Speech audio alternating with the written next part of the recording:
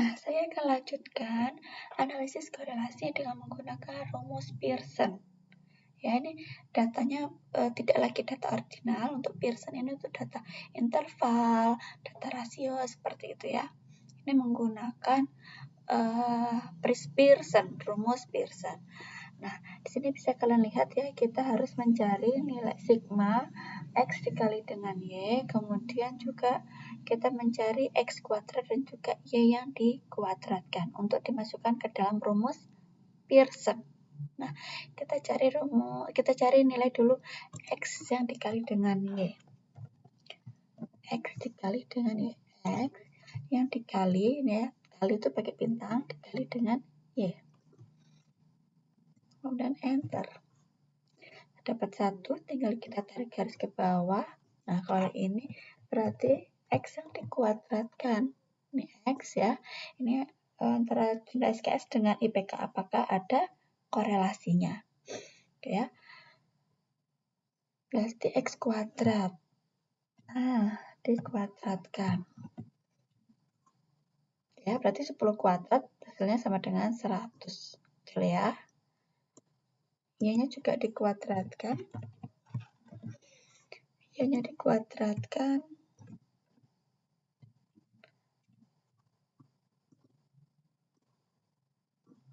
Baik, sudah. Setelah itu kita total semuanya.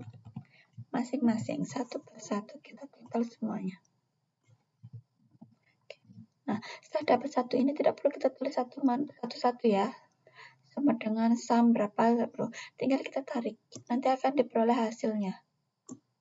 Nah, ini adalah hasilnya. Oke, di sini N-nya ada berapa? 1, 2, 3, 4, 5. N-nya ada 5. Kita masukkan dulu ya. Nah, kita harus mencari sigma X kuadrat ya. Kita supaya nih masuk ke dalam rumus ini lebih mudah. Jadi sigma X ini ya. Yang dikuadratkan. Beda dengan ini ya. Ini sigma X kuadrat, kalau ini sigma X yang dikuadratkan. Oke. Berarti rumusnya sama dengan sum. Kemudian ini dikuadratkan. Enter. Kemudian begitu pula yang Y.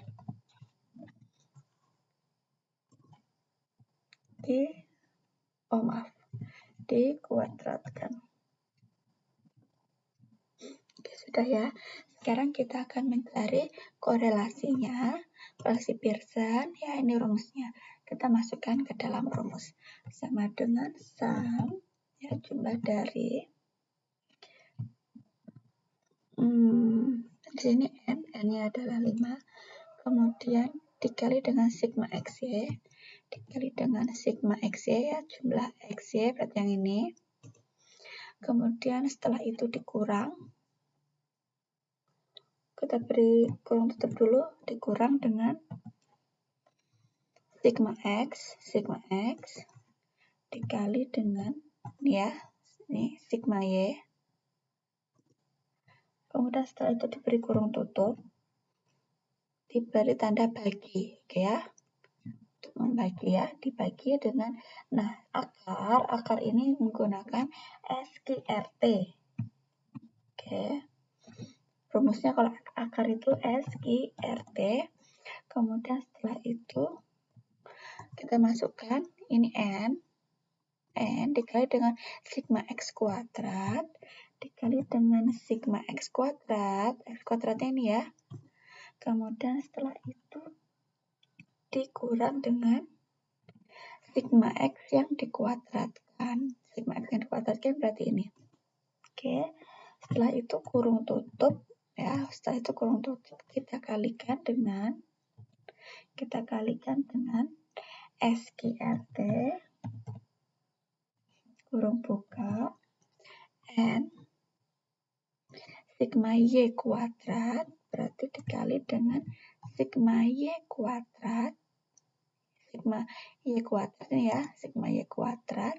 Setelah itu dikurang dengan sigma Y yang dikuadratkan. Dikurang dengan sigma Y yang dikuadratkan. Ini ya.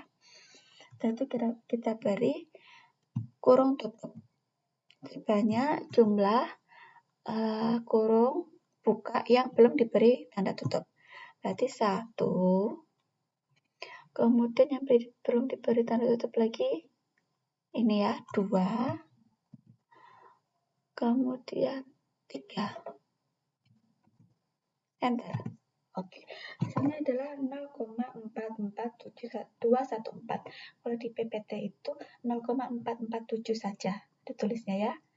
Oke, nah ini ya sama ya berarti hasilnya.